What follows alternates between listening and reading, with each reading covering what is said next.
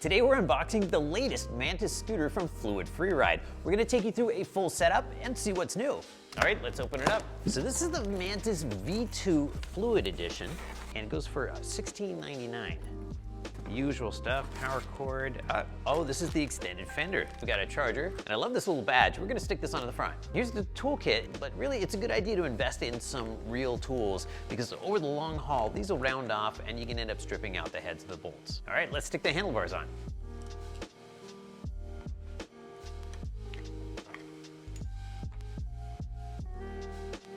Once all four are started, I'm gonna look for these little splines on the handlebar. You can see them sticking out here. That tells us we're not centered. Slide this over till they peek out the other side. There they are.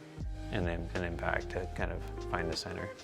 Or what I like to do is just take a flashlight and peek up the middle, and then you can really tell when the handlebars are centered. Once they're centered, I'm just gonna snug these down a little bit. Just before getting them tight, set them where they feel the best. And then finally, just snug them down. Next, we're gonna set up all the controls so they're tight and they're exactly where you want them to be.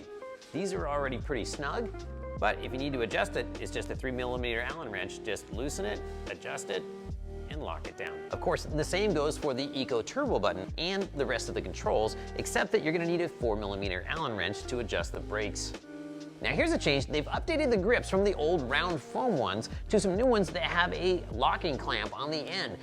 All right, next we're gonna set up the new headlight. The Mantis has now added a bright headlight right up top, and we're gonna set that where we want it and use a 4mm Allen wrench to lock it down. The new version of the Mantis comes with Zoom hydraulic brakes even on the base model, which is pretty cool. Another cool thing is they're adjustable. So these levers, if you want them further away or further in, it's just a couple of turns on this 2mm Allen right here. Now it is possible to get this wrong, but just don't go more than 2 turns in either direction, you'll be fine. And finally, we're gonna turn on the LTO1 display, and you can see there are actually 2 layers of protective film over the top of it. You're gonna wanna take those off because it's gonna make it a lot easier to read the display.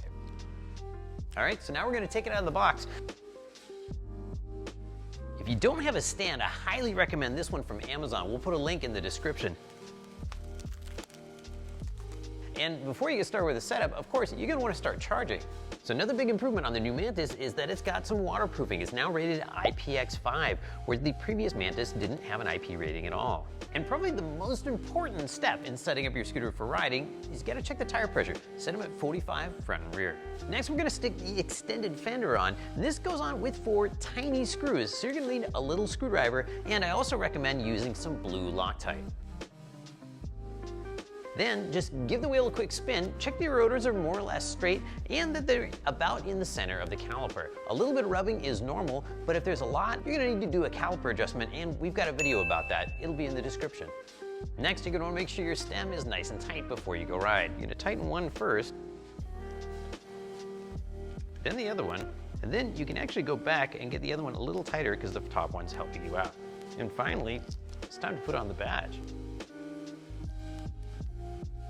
We recommend leaving the P settings alone when you're first getting to know the scooter, but when you're ready, they're covered pretty well in the manual, and we've got a great article about it on the ESG website. I can't wait for it to finish charging so I can get out and start performance testing the new Mantis. Don't forget, when you're out testing your new Mantis, always wear a helmet.